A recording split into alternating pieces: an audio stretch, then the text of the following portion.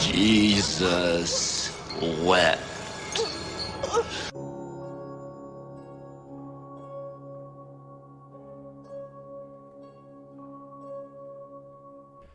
Hello everybody, welcome back to This Film Has Not Yet Been Rated. I am the host, Kieran. Joining me today are the usual band of misfits, Trevor and Nuala. Today we discuss the 1987 classic horror film, Hellraiser. As usual, this film will be spoiler-filled and of course contain harsh language. So please sit back and enjoy.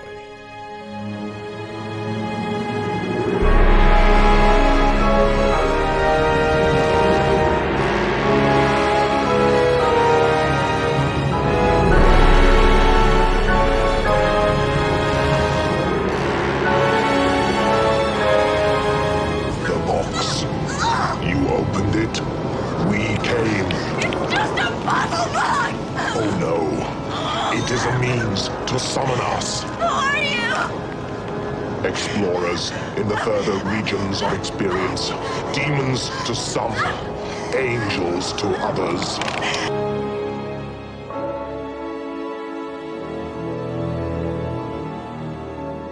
We'll tear your soul apart.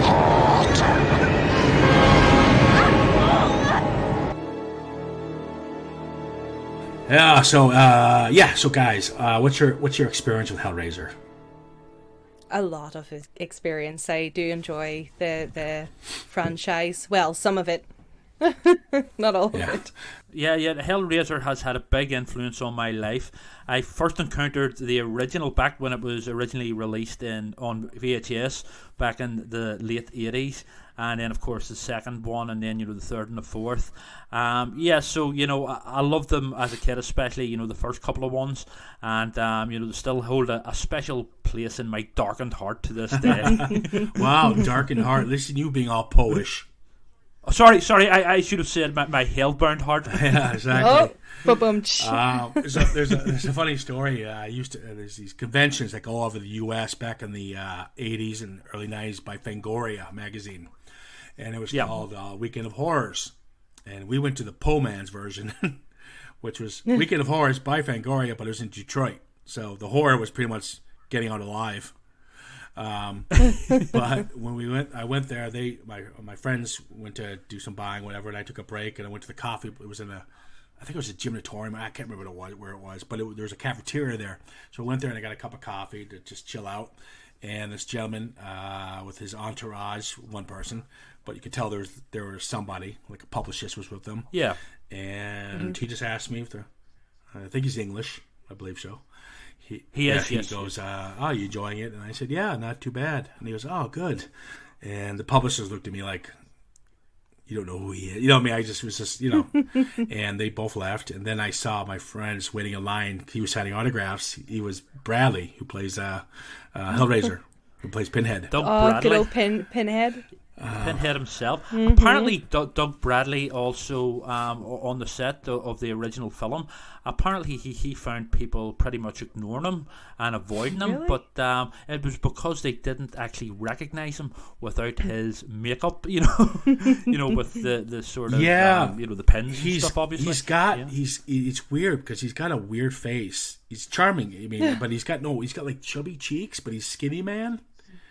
He almost looks like a Homer Simpson, a skinnier version of Homer, but very nice guy. Seemed very wasn't again, I only met him for a few seconds, but he did a role which is coming up in a film that everyone needs to see, and I will promote it left and right, called Nightbreed, and he plays the lead in that, and in makeup, but it's a wonderful, beautiful actually character. Yeah. Hey, I watched it again recently. It's a fantastic show.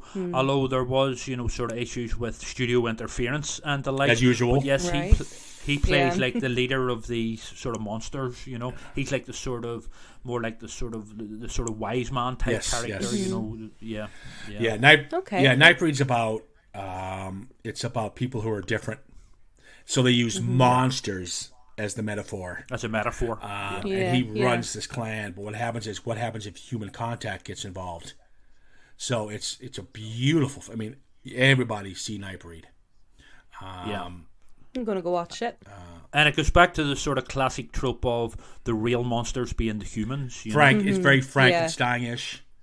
Very Notre Dame, Hunchback of Notre Dame, Phantom of the Opera, that kind of stuff. It's good.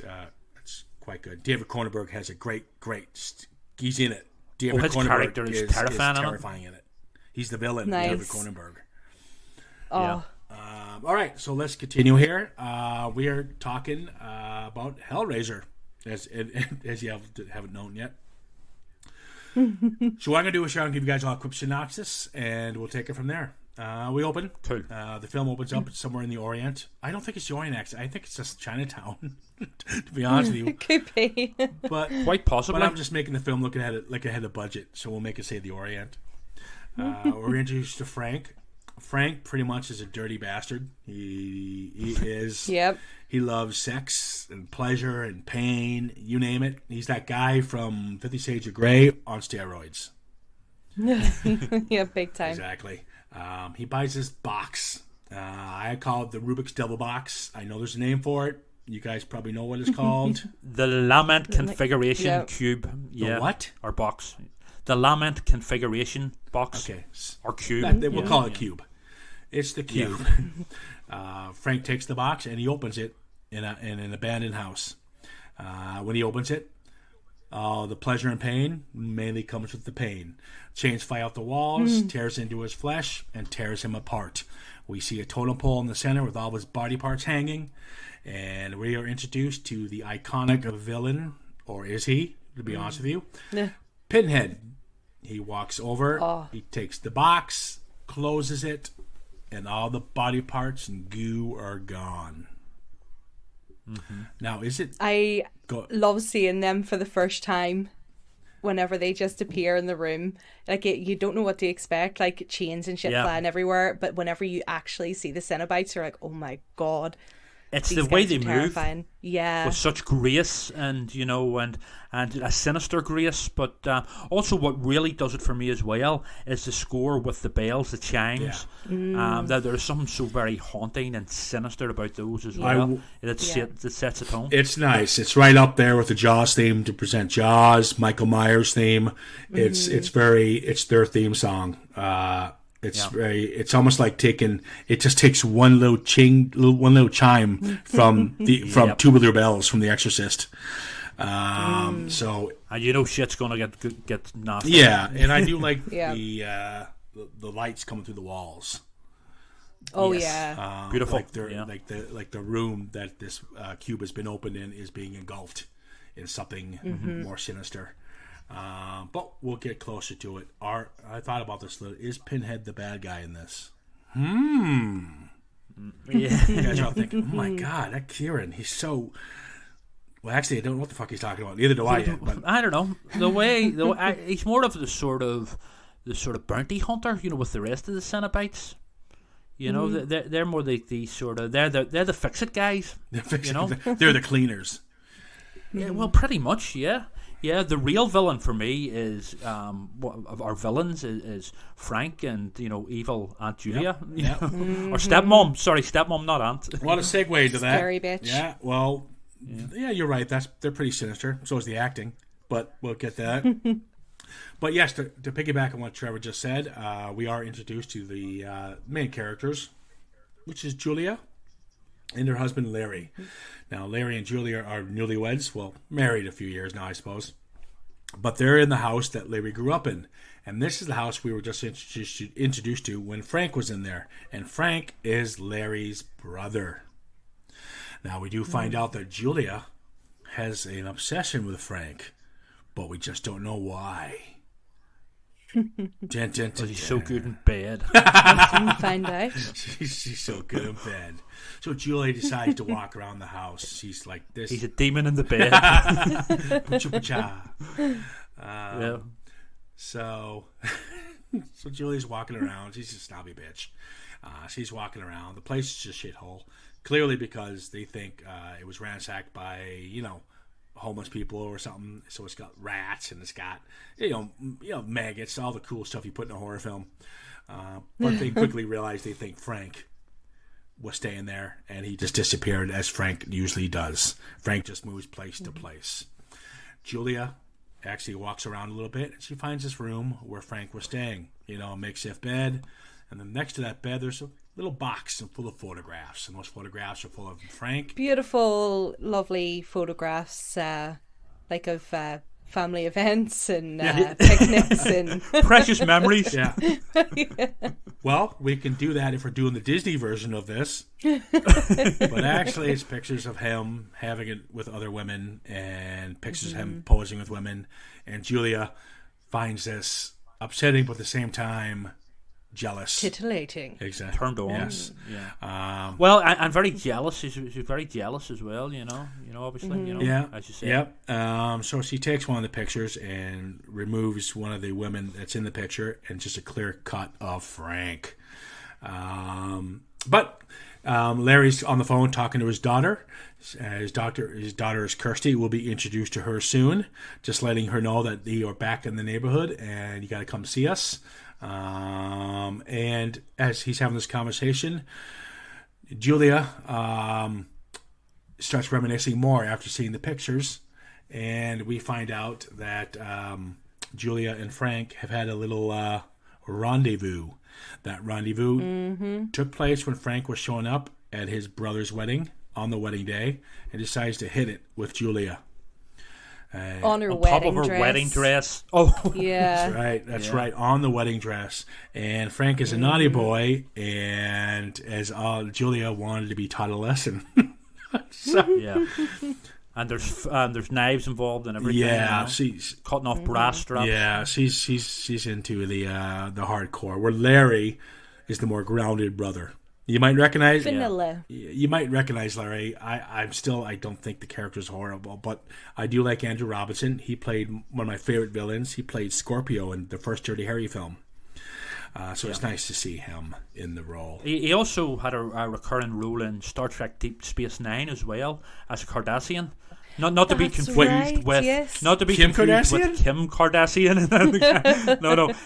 Yeah. No, I'm talking about these sort of horrific aliens from a different planet. The And then you have the reptilian type. characters from Star Trek as well. So Sorry, I'm being so he's Kardashian. So he had fake boobs and a big ass. Yeah. Just big asses in alien space. implants. Oh my God! Here he comes. He's gonna sit on me. If you're lucky. Yeah, so Julia decides, let's move into the place. Obviously, she smells the juices of Frank.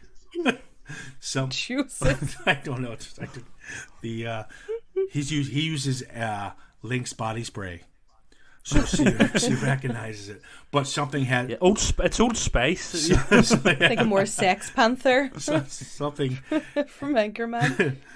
something has just is kind of coerced her or led her, guided her to, and just made her decide to stay there. Her loins. Yeah, she's. I get so many. His aroma. He makes me, he makes me harder than Chinese algebra. So Julia, who's quite the refined. So the funny thing is, when she walked in the house, she was like, ew, ew, ew. But all of a sudden, she realizes there's a connection to Frank. She quickly goes, yeah, I'll stay. Despite Well, I think that's a great thing about the film, actually, because the first sort of half sets it up as sort of Julia as the sort of main protagonist. But then, well, as we'll find out later on from yourself, Kieran, things change. Yeah. And actually, perfect segue. It changes now. During moving day, as again, Julia is reminiscing about getting it on with Frank, Larry cuts his hand while moving. He takes his hand, and it's cut pretty good.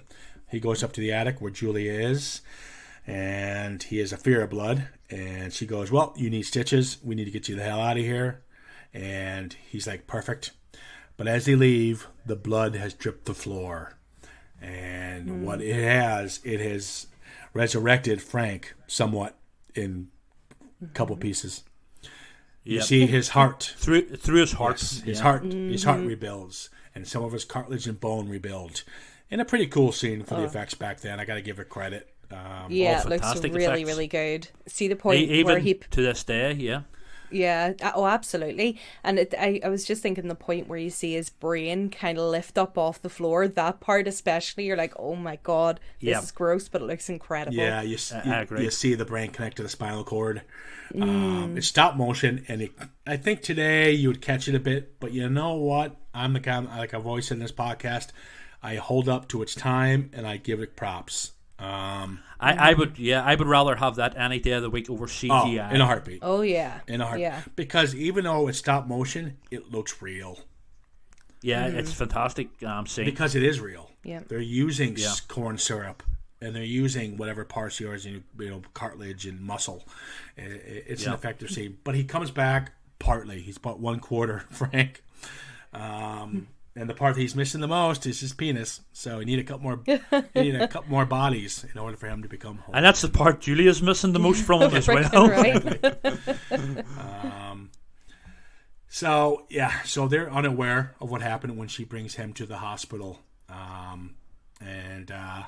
So they decide the housewarming party is happening, and we meet Larry's daughter, Kirsty, who is by far, Ashley Lawrence is the name of the actress, is one of the worse than Heather Leathercamp in Nightmare on Elm Street. And if you guys disagree with me, I will be shocked. There's some bad moments, but I don't think she's the worst. Like I have seen worse. I think she does. She does. She gets away with it. I think obviously the film's carried, especially by Claire Higgins as Julia, and also Andrew Robinson as Larry, who are both obviously very accomplished actors. But I believe it was Ashley Lawrence's first role as well. Yeah, no kidding. So I think she does she gets away with it. Yeah, she does a decent enough job. No. Yeah. You guys must be deaf and blind. Okay, I mean, I'm the slasher fan, which has horrible acting. Well, no, that's what I was going to say. Her acting, she was very much a sort of 1980s horror film girl, and that's fine. And I will bring that up. We're all very similar. The part that I can really agree with Kieran on is the part where she's acting drunk as she's going up the stairs. Yeah. That bit in particular, her acting is terrible. I actually found myself laughing at it, but so she does well in parts, it does poorly in others. We will. I think, as I was saying, the film is definitely carried. You can sort of, any little sort of things like that, I can sort of, for myself anyway, I can sort of overlook them because there's such strong leads there with Andrew Robinson and Claire Higgins. You know what? I'll give you Andrew Robinson because I have a soft spot when it comes to some of his roles he's done. Like I mentioned earlier, Dirty Harry. Guys, I don't see it. I can't stand any of these characters. But we'll move on. We'll get to that in our final discussion. So she's Julie decides to excuse herself. She's not feeling feeling well. So she decides to excuse herself, and she walks up and she makes her way to the attic, and there she meets Frank. Well, half of them. And again, kudos to a man called Bob Keane. He did the makeup effects are different than visual effects because I will go after the visual effects soon enough. But the makeup effects with the cartilage and the bone are spot on. He did such a good job. Yeah. It's fantastic. And it's so believable. Yeah. You know what I mean? It's always reminds me of going back to one of my favorites, American Werewolf in London, when his dead friend keeps coming back. The best. This is like reversed version of that. And the great thing about the makeup, it looks wet and gooey. Yeah, it looks disgusting. Glistens. It looks like a body if it had its skin ripped off.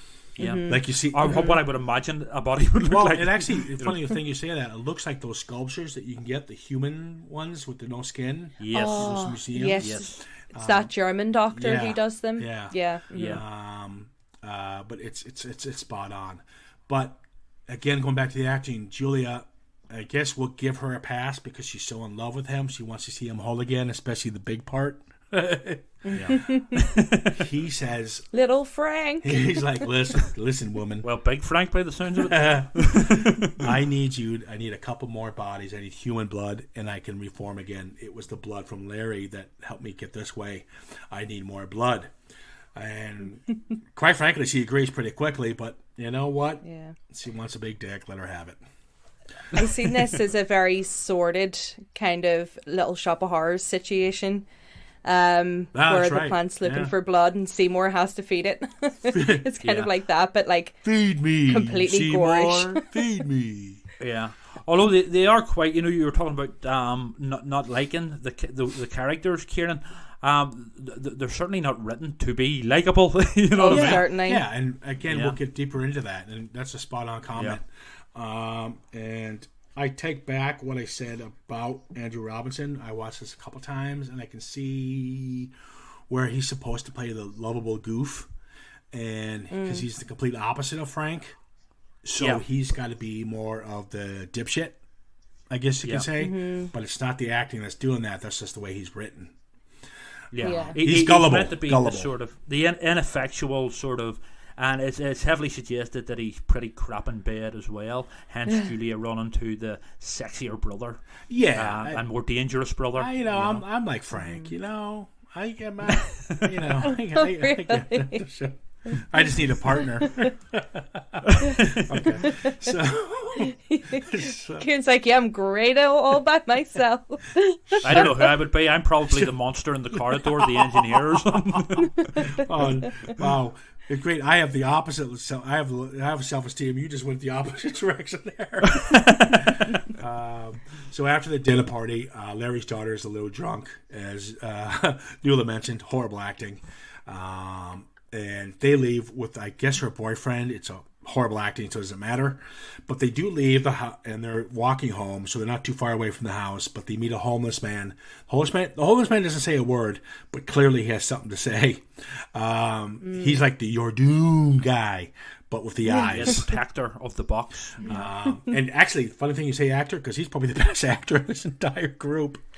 For many years, for some reason, I had got it into my head that the homeless guy was actually acted in a cameo by Clive Barker himself, because there is kind of similar. It looks like Clive Barker with a load of makeup on, but I don't think that's actually true. I think I was just, for some reason, I didn't quite imagine it, but I sort of had it sort of in my head. I actually looked that up. It's funny you say that, because always the people that are like dirtied and you thought there'd be like a cameo of some sort. Yeah, wasn't. Yeah, he should have. Jim Bob Smith or somebody. Yeah. So the next, not unless it's Clive Barker under a pseudonym. Yeah. No, but anyway, sorry. No, you're right. So, so next morning the boyfriend is awakened. Kirsty's having nightmares about her father. Her father is he's having dreams about her father getting killed. Oh, gee, that's not foreshadowing. The boyfriend wakes up in a separate bed, and I don't get that. It's because earlier on she had said to her father, she's a student, I believe, and she said that she just got herself a room. So basically, it's obviously student type accommodation where she doesn't have a double bed, like a dormitory type thing. Okay. So that sort of makes. I think that makes sense. Yeah. Okay. I just think there's a lot of one-line fixes this movie needs. Well, I don't think that moment especially would be one that needs a line fix. I think people would have just went meh. but it is sort of earlier on in the film it is explained. I mean, for a film that's full of sexual tension, they can't explain why these two are in separate beds. But they sort of did earlier. Yeah. Oh, okay. Well, I wasn't paying attention. The acting was that good. Yeah. Kirsty just hogs the bed. She's like Rose in Titanic. And just letting Jack fall off the door, not giving him any room. That's her. She just wants the whole thing to herself. Greedy bitch. And we have some passing scenes where Frank is telling Julia, "You need to feed me. You have no choice. I want some yum yum time with you, and my penis needs some blood." Pardon the pun, because actually it kind of does. But anyways, yeah. But so Julia finds a man at the bar, and she lures him into the attic, and sure enough, he gets beaten with a hammer. It's again going back to the makeup effects. It's pretty spot on. I find those scenes, the scenes where Julia brings the men back to murder them with the hammer, the most disturbing out of the entire film, because they're so realistic. With stuff like the sort of supernatural stuff. Part of me, although I love it, part of me sort of knows, that sort of fantasy is really cool and fun, but it's sort of fantasy. But with those murders with the hammers, which were apparently cut by Barker because the sort of the people giving the certificates, complained about the intensity of the violence. Apparently there was actually more hammer blows in the original cut. But yeah, for me, those I find those very shocking and disturbing, and I am very desensitized. Yeah, it's just it is. It's just because, as you say, it kind of reflects things that have happened in real life, and it's just so brutal, and it is quite visceral, to see that happening, and her reaction to it too after is she's cleaning the blood off herself, and you can just see it just running so through realistic. the adrenaline and all sorts. It's dark. Definitely, and as I say, it's so realistic, and I know those guys who she brings back are pretty creepy and sort of assholes as well. But by the end of those scenes, you feel for them. Yeah. You guys got more out of than I did. But as Frank tells her to look away, you don't want to see what I'm about to do. So what he does is he sucks them dry. Obviously, he starts regaining more muscle, and he sucks them off. Which I'm sure Frank's probably really turned on by that, the sick bastard. I wouldn't be surprised. And other vital organs. And I'm actually surprised Julia looked away. She'd probably be like, "Oh yeah." But as the film progresses, Julia becomes more and more ruthless. Yeah. Well, yeah, and she accepts it more type thing. Yeah, it's kind of like your first time's always the hardest. Pardon the exactly. pun. Yeah. Exactly. Now that's a very important point, because the first murder, Julia seems to have a lot of difficulty in the aftermath of it. But after that, it's like it's easier and easier for her. Yeah. It's like swatting out a fly. Yeah. So after this, he's still not whole yet, and he's still he needs some skin. And there's a cool line where he says, "My nerves are kicking in, so if he has no skin, he can start feeling pain."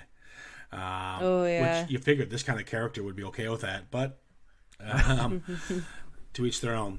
So he tells Julia, "I need 2, maybe 3 more tops." And this guy draws a line in the sand when it comes to his killings. But she glows in horniness, so she's like, "Oh yeah, I need your love pump. I will do what you need." So then we go back to Kersey. Kersey works at a pet shop part-time when she's at school. A homeless man, that same homeless man we were introduced to just moments ago, is in the shop. She tells him to get away. He gives her the "you're doomed" look. While gnawing on crickets. That's right. Just like they're a pack of potato, cheese and onion, just getting stuck in. Yeah, I remember having good protein. I love the bit where after he's like munched a load of them, there's still one stuck to his beard. Oh, his beard, yeah. Saving one for later. It almost makes me think: did he really? The actor really do it? Possible, yeah. Well, but they're obviously not real crickets that he would have ate. You'd be surprised. In films, there's some famous movies where they ate in The Fly. Jeff Goldblum famously ate a bug. Yeah. So it's not uncommon. Yeah. Like method acting taken to extremes. No. Well, it's just a cricket. Yeah. Per cricket. Couldn't pay me enough. Per Jiminy. He ate his conscience. When then we cut back, there were no crickets harmed in the making of this film. Yeah.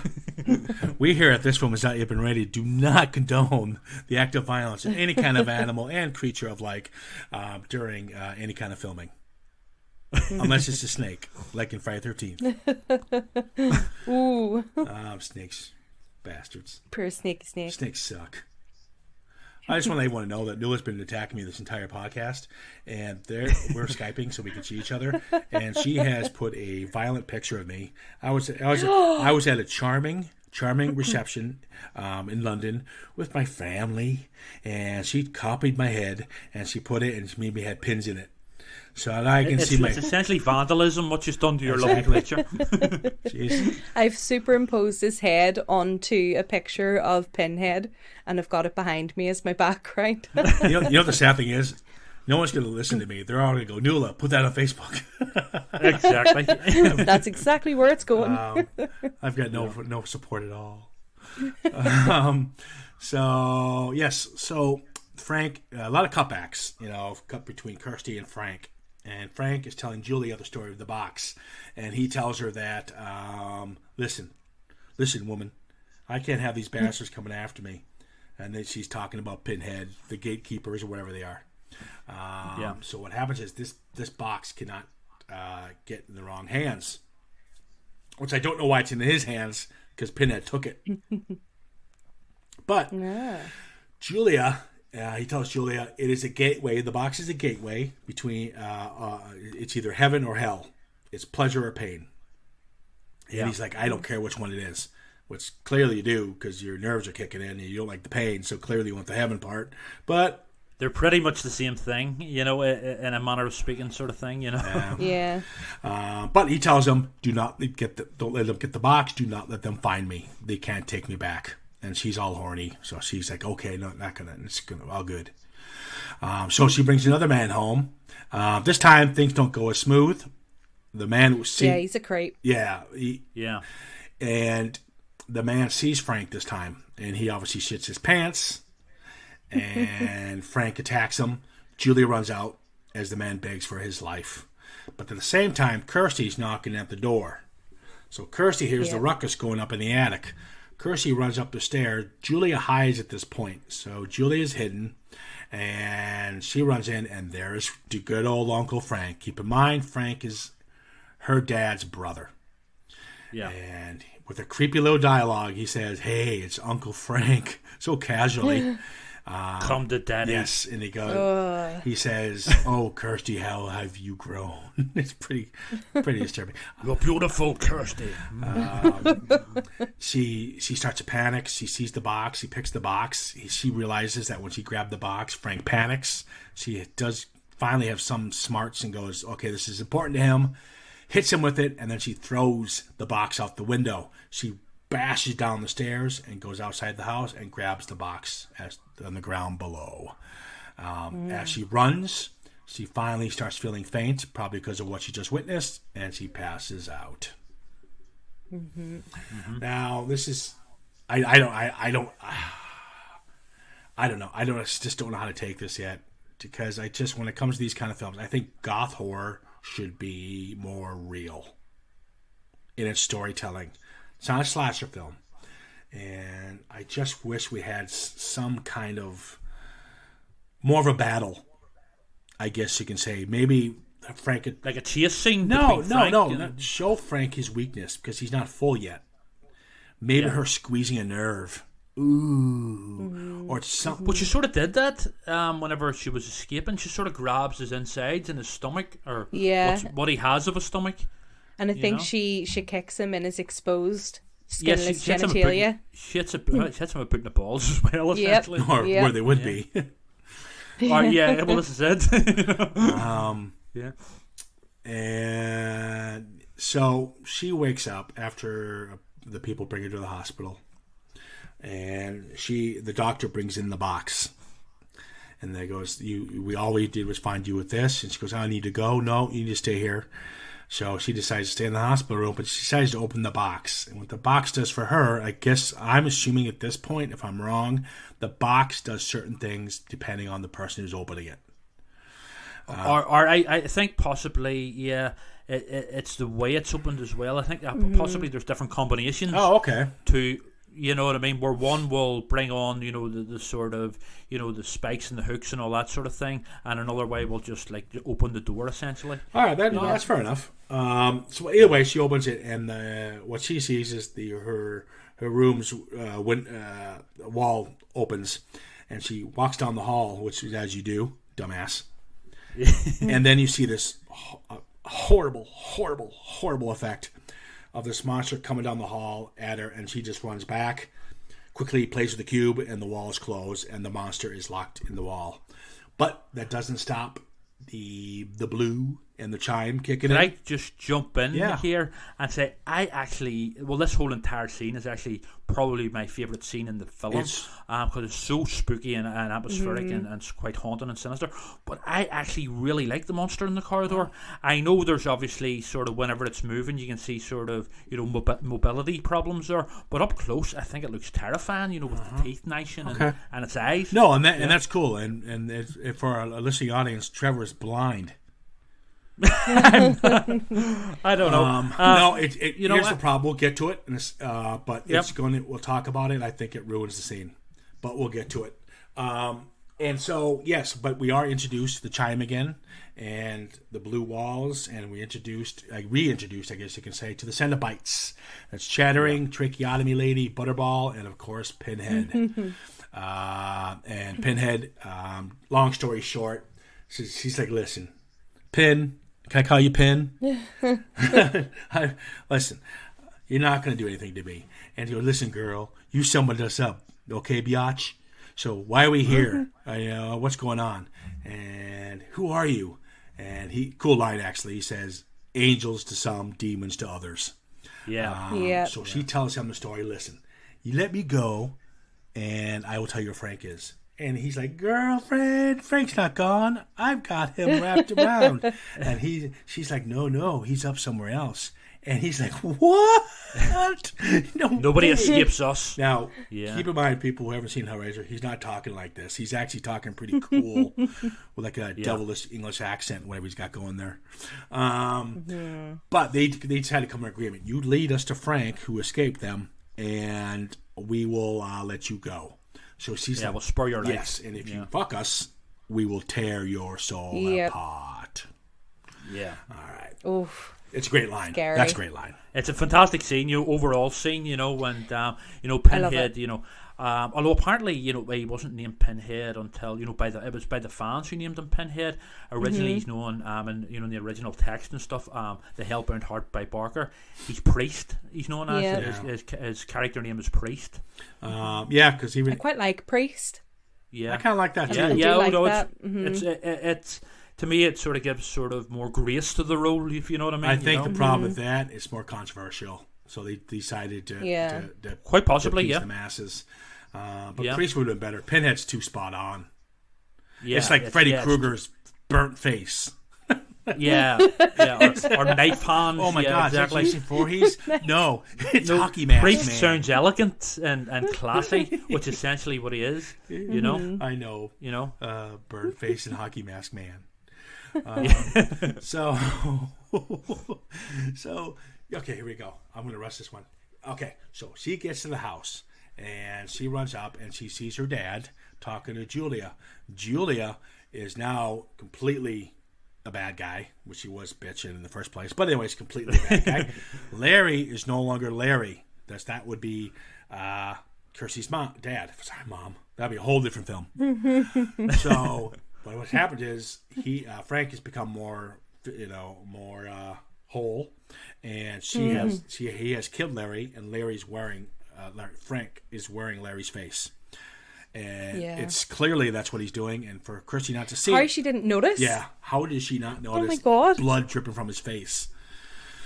It's sort of there is a bit of sort of leniency going on there, for dramatic effect. Yeah. Same thing with the voice box. How does she sound like Larry? Yeah, it's pretty cool acting actually by Andrew Robinson. Yes, again. It's the best acting in the film when he's playing Frank. Yeah, because he goes sort so of from being the sort of inept sort of brother Larry to being the evil brother. So she starts. Sorry, go ahead. I was just going to say it's that moment whenever he walks toward Kirsty and is like, "Come to daddy," and she realizes, it's so fucking. That's Frank. It's so and the change in her face, man. And she decides to run out, and Larry corners her, and Julia grabs Kirsty from behind. But what Julia doesn't realize is Larry stabs Julia because Frank's hornier for the younger one. And he essentially he never really gave a shit about Julia in the first place. He was only using of course. Yeah. She runs up the attic to decide to keep the deal. She opens the box as Frank's about to attack her, and sure enough, we're introduced to the Cenobites. Again, I keep saying introduced. We've met them twice already. And, of course, chains come out like the beginning, and his whole body is stretched. It's such a creepy scene. The makeup effects, again, kudos. Yeah. And Frank just looks at Julia, and Kirsty, and says, Jesus wept. And his body is torn to shreds. Yeah, apparently also that was an ad lib by Andrew Robinson. Great ad lib. Who convinced Clive Barker to let him, say that. Apparently the original line was simply "fuck you." Yeah, and I'm so glad they let him do it, because "fuck you" just wouldn't have the same weight as Jesus wept. Well, so much power in the Jesus wept line, you know what I mean? Yeah. And it conjures up, it goes back to the whole sort of heaven, hell, the religious thing, the whole that's going on, and it's just a very powerful sort of final moment. I know it's not the final moment, but it's, it's a great climax. Yeah, it's a good line by far. Along with the exploding body, you know what I mean? So the body explodes, and Pinhead and the Cenobites have reneged on their agreement. They're going after Kirsty now, but Kirsty quickly finds out that the box can take care of them and turn the box into a laser weapon. Taking each one of the... I don't think it's a laser weapon. I think stupid. It's like as she closes each part, she kind of sends them back to whence they came. That's still... It looks like a laser weapon. We'll go pew pew. Yeah, it's sort of... Yeah. Yeah, I get that. But anyways, she easily, and that's what problem I have with it, gets rid of the Cenobites. The dumbass boyfriend shows up, don't know why, but he did. He shows up, and as they're about to leave the house and open the door, there's that horrible hallway monster. They have a fight with the hallway monster for about half a second. And pew pew with the laser box. This is my strong hand. I like the hallway monster, by the way. And his name's the Engineer. I don't care. It's not. It's his hands. You know why it's called the Engineer? Because you can see the engineer running the thing behind him. Yeah. So they get away. They leave the house. They go to a place where there's a bunch of fires burning, as you do in New York. They take the box. They throw it into the bonfire. The homeless man shows up, who we've been introduced to a couple times, walks right into the fire, turns into a winged demon monster, and grabs the box and flies away. Da da da da. Now, this is the part where I'm supposed to go, ladies and gentlemen, welcome. This film has not yet been rated, but clearly this has been 37 minutes long, so what's the fucking point? Dude, it flowed. Hey, everybody, I'm here today with... You can add that bit in at the start. Yeah, maybe I should do that in the start. Again, we're kind of revamping ourselves a bit, but I didn't realize that would take a little longer. But that's fine with us. We're still on par. All right, so listen. Before we give our reviews, let's kind of break it down. We'll just break it down for a few minutes here. Guys, I can't get on board with this. What do you guys see in this film that I'm not? Convince me. I don't know what you're not seeing. I can't understand it. I thought this movie would be right up your alley. I thought this would be your thing. I think it has it all. It has the affair. It has the murder. It's got fucking demons. It's got dicks on totem poles. It's got Pinhead. I forgot about the dicks on totem poles. Dicks on totem poles. Yeah, man. It's got it all. It's scary as fuck. It's the realistic side of humanity and what they'll do for their desires and for their next thrill, and how they don't give a fuck who they hurt while they do it. And then it's the monster side of it, the kind of mystical side of it with the demons and that too. I think it packs a real punch, this movie. I do enjoy it. Okay. Personally, it's one okay. of my favorites. I agree. I'm gonna put that as your review. You're pretty much spot on with this film. Oh yeah, I like this movie. Now, don't get me wrong. If you're going to watch this and think it's an absolute masterpiece, it's not. It's not a Psycho. It's not that kind of horror movie. Excuse me, I'm losing my voice. But it really has a lot, and it's stacked full of potential, and I think it's great. And it's really made me want to read the books, where I never, I watched the movies, that was enough, but I really want to read the books now. I lend you Hellbound Heart, Nuala. Nice. Looking forward to reading it, man. All right, Trevor, your turn. Convince me. Okay, What do you got? I think for the time, and still to this day, it is a very groundbreaking horror film. It packs such a punch. Not only is it scary, it is also very disturbing. You know, for me, sometimes horror films can either be one or the other, either scary or disturbing. For me, this is both. You know what I mean? As Nuala was saying, it's all about sort of man's sort of nature and what people will do to find the ultimate thrill. You know, that sort of thing. I also think one of its greatest powers is keeping the Cenobites intentionally in the background. They become such more powerful villains, you know, due to the fact that they're rarely seen. So whenever they are on screen, you know what I mean, it is much more powerful, and their presence is felt much more. I think other strengths such as the sort of the special effects, especially the resurrection of Frank and stuff. The characters, they're pretty, especially obviously Julia and Frank, they're pretty unlikable. I think it's a very daring horror film as well. You know what I mean? It really did push boundaries, for the time.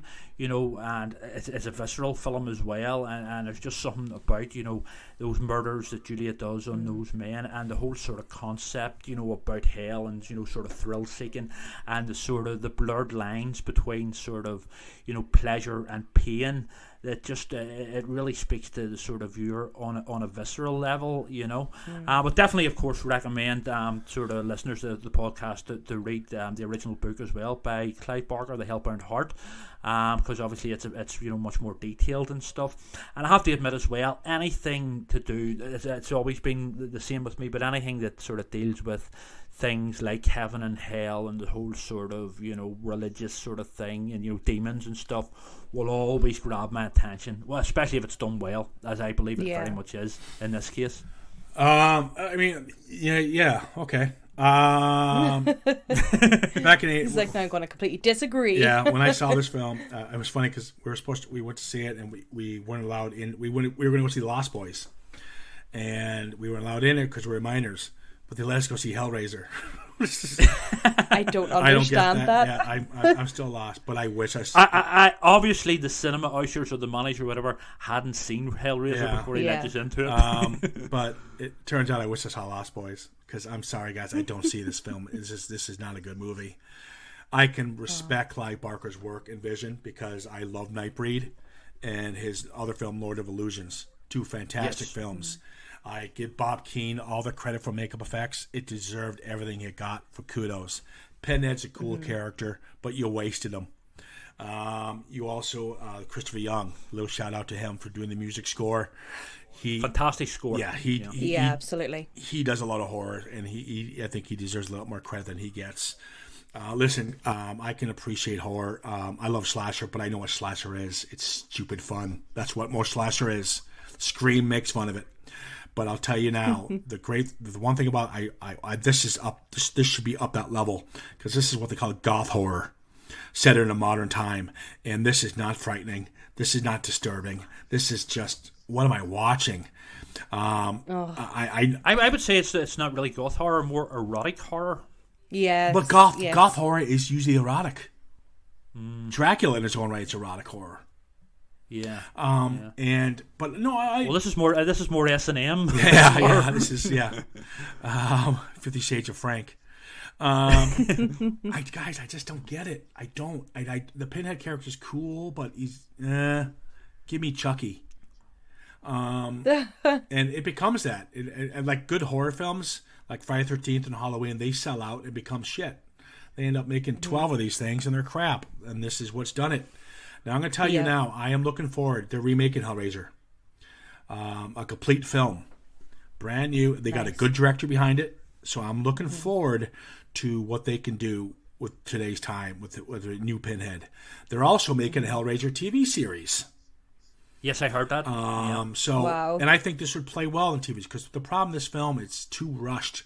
Now, I understand that for budgetary purposes and the fact that the actors can't act. But I wanted a little more edge on Frank and why he's a douchebag and why he's like this. what's going on with Julia? I understand they try to quickly, she wants something more because Larry's kind of a douche. But I'm tired of these films that are 93 minutes long, and you can't give us 5 minutes of expose of some of these characters. Yeah, it is sort of edited quite tightly. Again, obviously, there's a lot more sort of backstory in, you know, the original book and stuff. You know, I mean, obviously, you're going to get more in a book.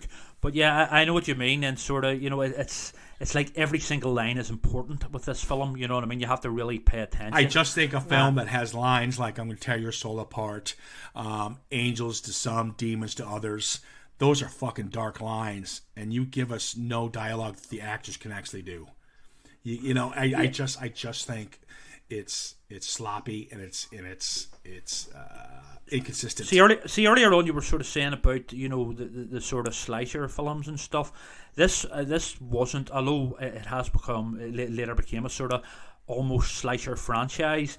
Hellraiser, as far as I'm aware, wasn't written to be like those types of films, you know, like Nightmare on Elm Street, Friday the 13th and stuff. I think it was very much, I think it was inspired by an old film from the 1950s or 60s. And I know that. You're going the opposite direction I was saying. I'm saying these aren't slasher. I expect this more from this. But at least slasher films, you care about some of the characters. I didn't care about any of them. And in slasher films, I usually care about the villains, but that's another story. Yeah, even then. Well, I will say this: you do root when Frank and Julia get it. So that does, especially Julia. But again, the best scene in this would have worked is that the hospital scene, and it is destroyed when you do that hallway monster. You're laughing at it. So when you meet the Cenobites for the second time, but a real conversation with them, it's already muddled because I'm still laughing at the guy pushing the rubber monster down the hallway. See, for me, that scene works very, very well in several ways. For a start, you get a glimpse into hell itself. You know, the actual corridor, and that really sort of freaked me out, and sort of still does quite a bit to this day. The monster, it's such a horrific looking creature. You know, it's you know, it looks like it's just come from the pits of hell, and it really worked for me, and sort of still does. It's I get that with the mobility issues, and from reading up and researching, apparently they did have problems moving it around. But whenever it's you know, close up, you know, it looks like a demon from hell. Well, you know what? Let's put it this way: to each their own. Of course. Yeah. And I like corny effects. I'm up for it. This came out at a time where you had movies like Society, From Beyond. I love it. From Beyond, The Reanimator. You had a lot of this goth, old school Frankenstein-esque body horror type stuff. Yes, body horror. Perfect line. Perfect. Cronenberg and stuff. Yeah, and so I get it. I'm just not a fan of it. I can appreciate it, but I'm not a fan of it. Bob Keane is the hero of this film, and that's the makeup artist. They did an incredible job. But we're going to end with that one, guys. We're going to wrap-a-runo this one. I never introduced who was on with me today, but I don't care because, you know. Guess who it was? I'm going to say with that voice, that's Graham. How did you know? Nuala? Where's my Patrick Swayze posters? Yeah. Nuala, thanks for joining us as usual. Anytime. Thank you for having us. And all you fans out there, Nuala has, guys, I play Pong. So I'm not in the whole gaming thing, but you're on a thing called, what's it called? Twitch. Where I play, at the moment, predominantly Dead by Daylight, which is a slasher-based horror kind of game. So if you're interested, you want to come over for some crack, come visit me at twitch.tv /PlumRoberta. So yeah, come back and see me sometime. There you go. Cool. And we might be getting the gang on board to play that. It'd be kind of fun. Yes, that would be great. And I know, Trevor, as we all know, you do Phantasmagoria magazine. Yes. The new issue just came out, which is available on all forums on Amazon. Yes, that's correct. And also Forbidden Planet International Belfast, issue 16. I've got all the back issues as well. There you go. So you guys work hard at it and keep it going. That is a wrap-a-runo. And I will say this, our next podcast is going to be the 1985 or 84, I can't remember, of the sci-fi film The Last Starfighter. Oh. We are going to be doing. Yeah, it was around 84, I think. Yeah, we're going to be doing that. And the great thing about that film, one little trivia, it's directed by the guy who played Michael Myers in the original Halloween. Right. Yeah. I think I've heard that once before. That's so cool, isn't it? I haven't. The last time I saw that was when I was a kid. I haven't seen it since. I haven't watched it in years, but I'm going to tell you, I'm so dying. I can't wait. We don't know who's going to be on board for that one, but certainly, of course, my charming self. I'll pause while you guys clap. Okay, thank you. There you go. Wow. That was. But that's it. It's good to be back on the airwaves, and we will chat soon. All the best. Great. Bye. Thanks, everyone. Bye bye. Peace out.